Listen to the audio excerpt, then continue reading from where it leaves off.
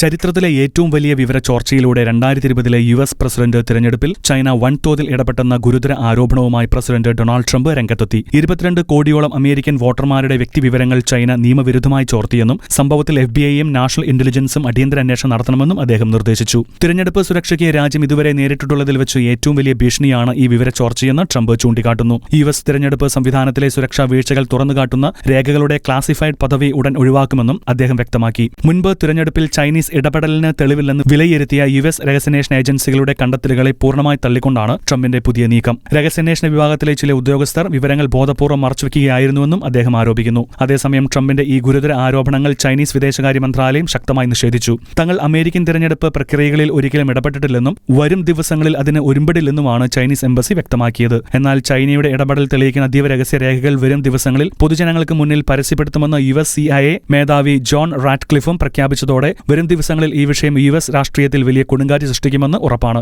International desk ഷെക്കേന news.